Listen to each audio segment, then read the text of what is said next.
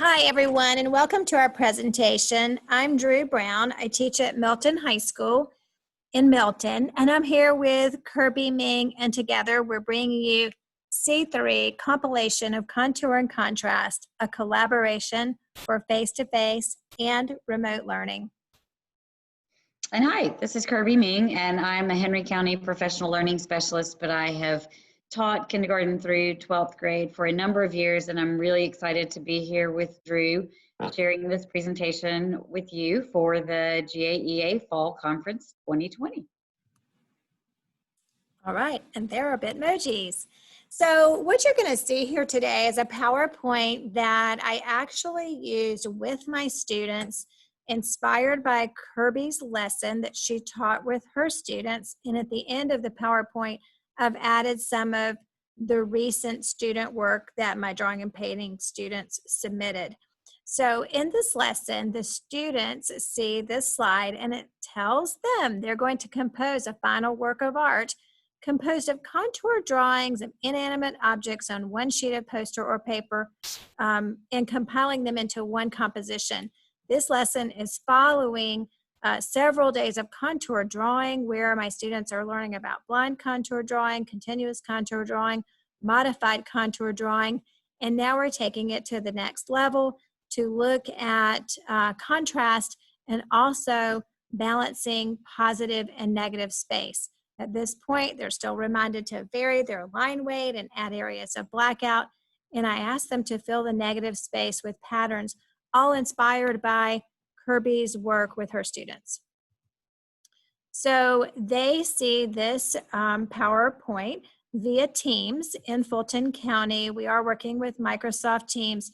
So when I began teaching this and all of my students were in remote, they had supply bags if they picked that up from the school or they came up with their own supplies. And so in the beginning of this lesson, we talked about what supplies they would need and then also exactly what they're supposed to be doing each day in order to stay current with the project. And I find that with my students, really in any level, that breaking up the work into daily tasks seems to work well, and I seem to be getting pretty good results because they know exactly what they're doing on Tuesday, Wednesday, Thursday, and sometimes we also post progress photos, and then at the end of the project, they turn in a PowerPoint which documents their daily work. Okay, so one of the first things that we did was analyze Kirby students' work. And so I asked my students to notice the objects and to name the objects that they saw in this composition. I asked them where the artist varied the line weight and where did the artist use areas of blackout and what made this work so successful. But Kirby can talk for a few minutes about this work because this was originally her lesson. So I started this lesson mainly for design students who were struggling with making the adjustment from pure drawing to design. And so we took a standard still life, which I made them do at every level, and they would draw from a huge still life, which was set up on a stage in the classroom that could be viewed from any number of angles. They would use a viewfinder to find a spot that they wanted to work from, do some sketches in their sketchbook, do some planning, and then determine where they actually wanted to sit or stand or to be as they were working on this, and starting with a contour drawing to begin to create their actual final piece of artwork. All of the pieces that we did were done 18 by 24, so these are large pieces. And I didn't put a minimum number on the objects that they had to put in there because they had to really focus on creating contrast and also creating interest through varied line weights and shapes and those types of things. And generally, they have to include a number of objects to be able to do that. And this one shows just an example of how many different objects and pieces of objects could possibly go into a composition like this. Okay, so we went over some of the major concepts in the project, such as finding contrast in the work. And again, I had the examples from Kirby's students in order to have these conversations with my students. We discussed contrast as a principle of art and design, and we also defined contrast. They've talked about these things a little bit in their previous introduction to art, or we call it VisComp 1 as well. But we're reviewing, and we're recalling information from that prior class. Contrast can add variety and create unity. And then we really do emphasize the elements and principles of art. And I try to do this with almost every lesson, no matter how thematic that lesson is. So I'll let Kirby talk for a few minutes about this piece since it's from her classroom. So this is the same project, but this student was more of a drawing student, focused on drawing. And so the approach was a little bit different. She chose to begin again with a contour drawing, but then go back and add texture. So she chose objects that would give her a range of textures, the little smooth cherub, the teapot that's smooth, and then she used different ways of textural application to carry out those varying textures in the birdhouse and the, like I said, smooth teapot, the bark on the little pot that's holding the tree. One thing that was kind of interesting about this is one thing we used a lot of times for these are erasable pens that they could use to create a little bit more value in the texture instead of just having that black and white. We also use a variety of techniques. So you've got the hatching, cross hatching, a lot of scumbling going on in this one so that you're getting a lot of different textures created by the actual mark that's being made. Mm-hmm. Okay, so with this slide, I asked my students to consider overlapping and depth of space. And I asked them to either set up a still life where they could collect 7 objects, set them up on the table. We talked about still life and really that a still life would be a collection of inanimate objects that could be drawn or painted or even sculpted. But the students also had the option of walking around their homes and drawing one object at a time and moving from room to room, parading through the house, so to speak. And so I said, even if you choose that option, try overlapping. You can see foreground, middle ground, and background in a work like this. And so bear that in mind as you set up your composition and as you activate your borders and as you fill the space. I also threw out the option of playing with scale, talked about how scale is a principle of design and proportion. Would they want to put a small chair next to a large teacup and start playing around with the objects and with the scale like that? And a few students did take advantage of that. Kirby, do you want to talk about this slide for a few minutes? I'll just say a couple things about this one because once I put that dartboard in there, I kind of got worried since it was already pretty starkly black and white. There wasn't much reduction for them to do there. But I do think that the student used it well by placing that white branch in front of it or choosing to leave that branch completely white in front of it. I think it definitely adds to the depth. And I think they also did a good job of recreating the pattern and the fabric with the pattern that goes behind the dartboard to, again, increase the depth from that. So it's really nice to have a variety of objects to work with.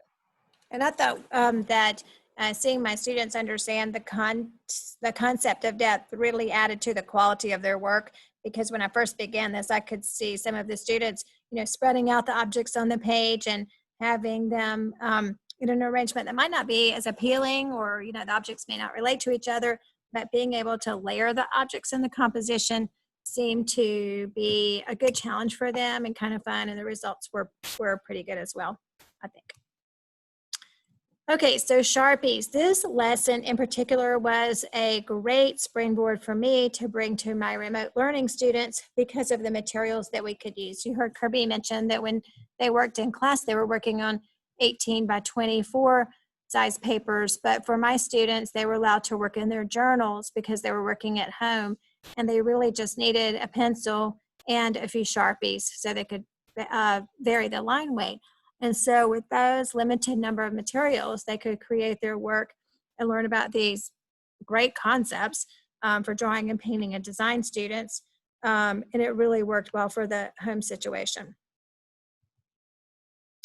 Okay, so I juxtaposed these two pieces together, both from Kirby students, but my students compared and contrasted the two pieces so they could really analyze the two different approaches. And I'll let Kirby speak to that for a minute.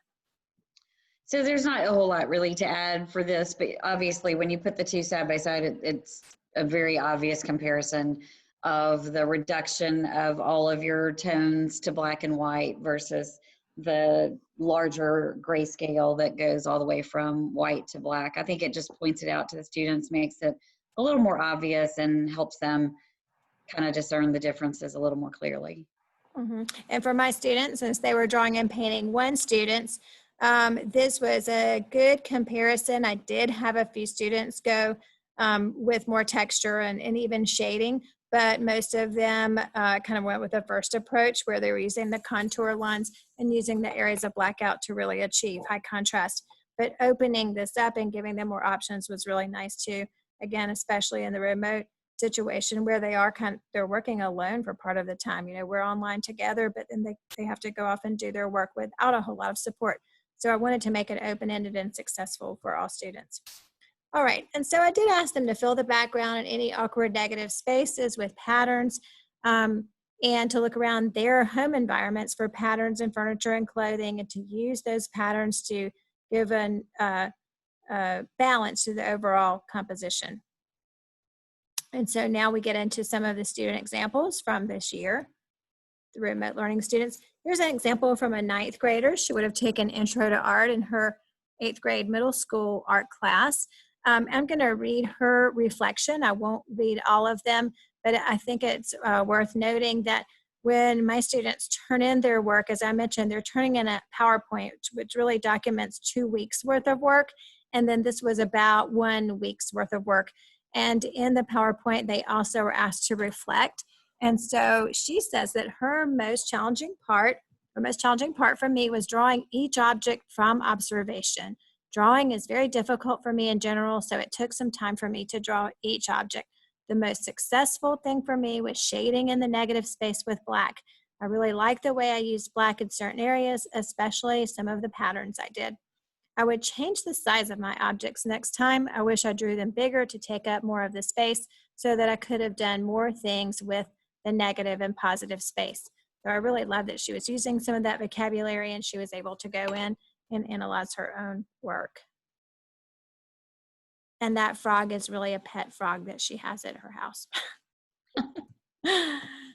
We have had a class slideshow. So I found out a lot about the students through viewing these works with them. What you're seeing is what they turned in as part of their final submission for their grade. But I had another PowerPoint that was called Class Slideshow, and each student uploaded their own image to their personal slide where I had their name already written on the slide. And so on the final day, we critiqued by just going through and looking at everyone's work and discussing everyone's work and asking questions and learning about each other. So in this one, I thought it was just especially interesting that her favorite parts are the references she included to blend her Middle Eastern and German culture in her house. And I know she mentioned that the tablecloth was important to her, although she says that she would change some of the patchwork on the tablecloth. But it was just great to be able to see the personal connections the students made with their choices. And then this student used that interesting little cropping on the side so we can't see the whole drawing, but you get most of it from this. She was challenged by what patterns to use in the background.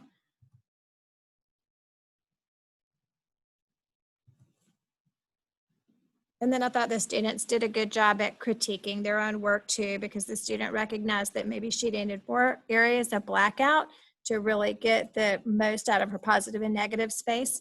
So she said next time she would black out different areas such as the platter. And I learned that the thing in the middle with the bamboo, that was actually a platter. Okay. We also had a chance to talk about photography.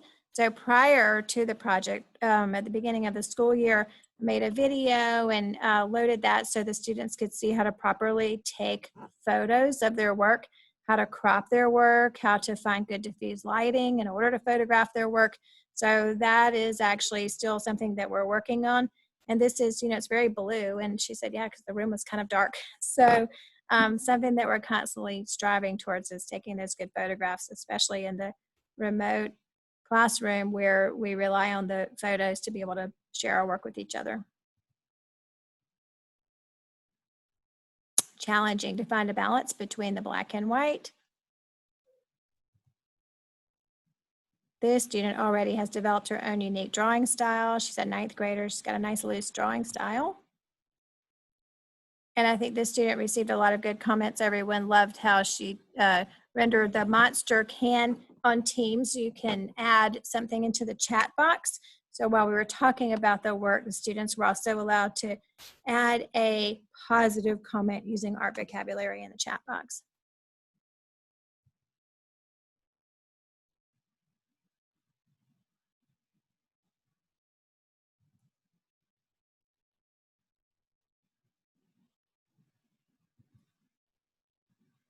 And I think this is the last piece. So we'll close here and I'll let Kirby just close it out, and we will post our email addresses. If you all have any questions or comments for us, then we would love to hear from you. And thank you for attending and watching our presentation.